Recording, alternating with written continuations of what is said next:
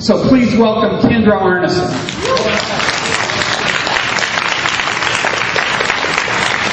Thank you.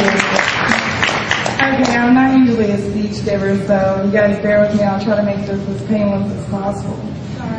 To explain to you where I live, I am indeed the one on the very end. I am at point 5 on Highway 23 in South Plaquemines Parish, Louisiana. Keep in mind through what I had to say that I am the mother of a 5-year-old little boy and an 8-year-old little girl who look like their dad. That being said, when this first happened, I really didn't know what to do, who to ask questions to, who was going to give us answers. The first day we were introduced to anyone from BP, they came into our building and said, "BP does business right." Yeah, can you believe that? BP does business right and we're here to take care of everything, folks. Well, 61 days later, that's a joke, to say the least. Just to give you guys kind of a perspective of where I've been. 4 weeks ago, I set up a town hall meeting and I indeed did pin down all involved. And I had them stuttering by the end of their speech. At any rate, I was invited the following week to go behind enemy lines.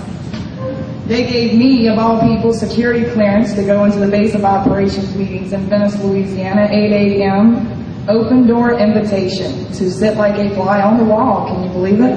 It's really going on. They also gave me security clearance to go into the Homa Incident Command Post, which is over the entire region of Louisiana.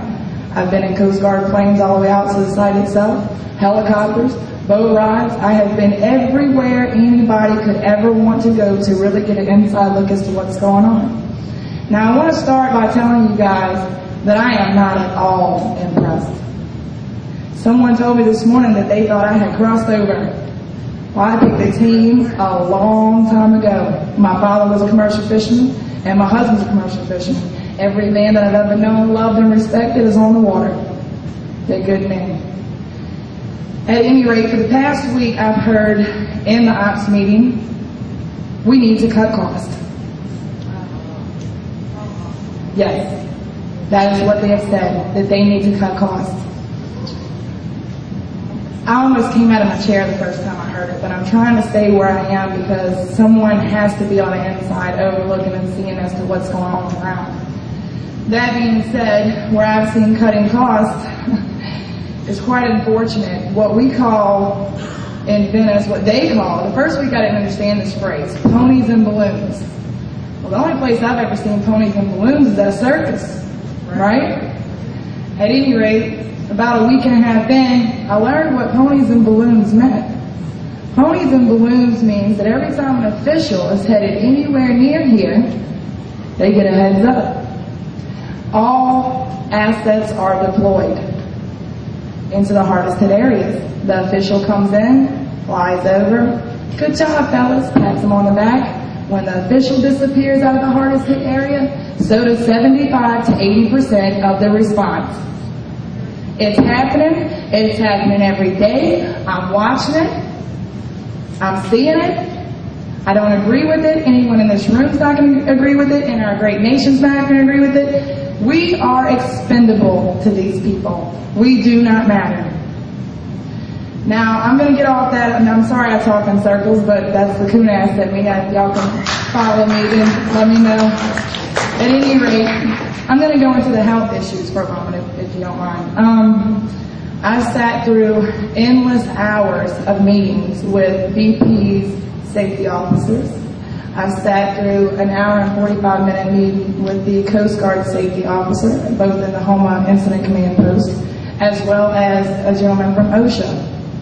In order to obtain a respirator for our responders, now this isn't just commercial fishermen, I'm talking about Coast Guard members, all responders, people off the street, everybody involved.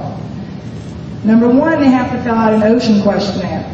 Number two, they have to have a physical evaluation by a medical professional.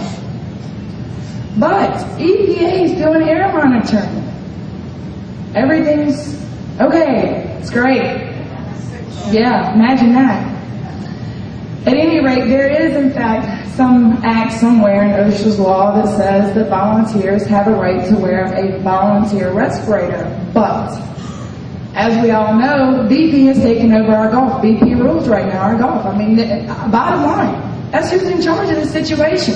They couldn't even run their own company and they are in charge of this response. I'm totally appalled.